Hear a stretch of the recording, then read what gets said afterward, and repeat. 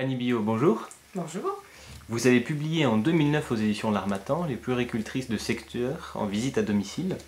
Votre ouvrage fait suite à une recherche plus longue, une thèse de doctorat. Quelle était l'origine de cette recherche? Alors cette recherche a été dirigée par le professeur Jean-Sébastien Morvan. Elle se situe dans le cadre de la psychologie clinique. Et elle s'intéresse au vécu des professionnels de la petite enfance que sont les puéricultrices de secteur. Ce sont des infirmières ou des sages-femmes qui ont donc fait une spécialité de puéricultrice et qui, dans le cadre de la protection maternelle et infantile, se rendent au domicile des familles. Alors puéricultrice de secteur parce qu'elle travaille sur un secteur géographique spécifique et ces visites ne sont pas à la charge financière des familles. Et elles interviennent au domicile des familles de la naissance aux 6 ans de l'enfant et quelquefois même au-delà. Pouvez-vous définir ce qui apparaît dans le sous-titre de votre ouvrage comme le souci d'intrusion? Alors oui, j'ai oublié de dire que j'avais exercé cette profession pendant 7 ans et que lors d'échanges informels avec mes collègues, en fait, l'aspect intrusif des visites était toujours abordé en filigrane. Et donc j'ai réalisé une étude de DEA qui a prouvé que les familles ne vivaient pas les visites de la puéricultrice de secteur sur un mode intrusif. Donc en fait, l'idée est venue de travailler le souci d'intrusion, c'est-à-dire les puéricultrices sont en souci d'être intrusives. Et donc qu'est-ce qu'ils pouvaient bien cacher, ce souci? Voilà. Le souci est en fait se traduit par être en souci pour quelqu'un, c'est aussi éprouver de la sollicitude pour cette personne. Et la sollicitude, comme le précise Winnicott, est en négatif la culpabilité. Donc voilà, il fait référence à cette sollicitude dans son ouvrage processus de maturation chez l'enfant. Voilà. Donc effectivement, les puéricultrices peuvent éprouver une certaine culpabilité en entrant au domicile des familles et en découvrant l'intimité d'un lieu de vie.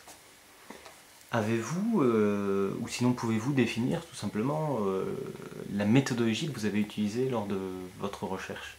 Alors j'ai en fait rencontré 14 puéricultrices de secteur, donc mené 14 entretiens semi-directifs de recherche, toujours dans le cadre, pour être en accord avec le cadre théorique de la psychologie clinique.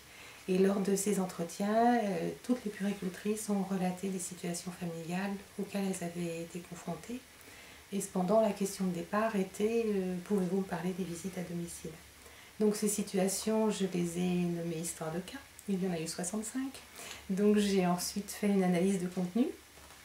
Et en fait, au vu de cette analyse de contenu, 2 pôles se sont dégagés.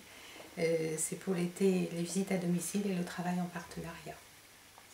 Alors vous venez d'en parler, mais pouvez-vous expliciter un peu plus les premiers résultats de l'analyse quels ont-ils été? Alors en fait, lors de ces histoires de cas que les puéricultrices ont relatées, l'intrusion n'a pas été dite de façon explicite, mais était toujours en filigrane et en fait révélait plutôt un conflit qui était de l'ordre de les intimités familiales révélées et puis l'intrusion éprouvée de la part des puéricultrices.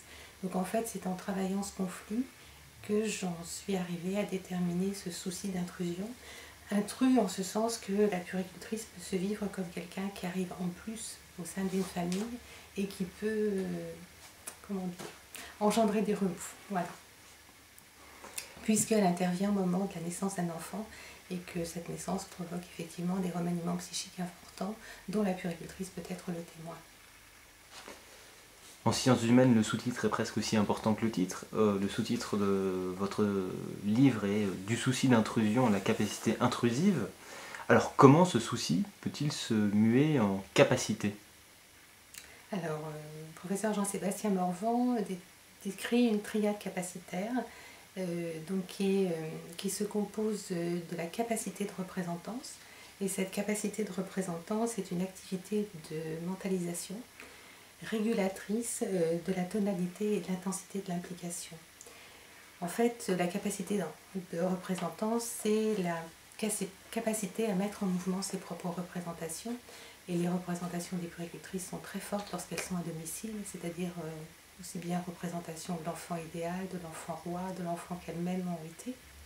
Le deuxième élément de cette triade capacitaire est la capacité de réserve, qui est fondée sur une capacité, un travail de limite. Et effectivement, il y a une juste distance à trouver, une limite, pourrait-on dire, à trouver entre la puéricultrice qui rentre dans un lieu intime et la famille qui la reçoit. Et puis le troisième élément de cette triade capacitaire est la sollicitude. Voilà, et le souci d'intrusion se transforme en capacité intrusive, puisqu'en fait ces trois composantes sont mises en mouvement par la puéricultrice, je dirais presque à son insu, ce qui donne une dynamique et ce qui permet au souci d'intrusion de se transformer en capacité intrusive, et donc de ce fait de pouvoir continuer à faire les visites à domicile. Quelles pourraient être les retombées de votre ouvrage ?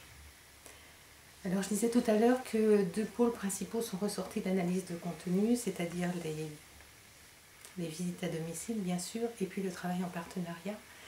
Donc je pense que cette recherche pourrait amener une meilleure compréhension du travail des puéricultrices, et puis aussi apporter des éléments aux professionnels, hormis les puéricultrices, qui rentrent au domicile des familles, que ce soit les éducateurs, les assistants de services sociaux et d'autres professions encore, voire les professions libérales. Ça pourrait avoir des retombées aussi sur la formation initiale et la formation continue, en présentant sous un autre angle ce travail de prévention des puéricultrices.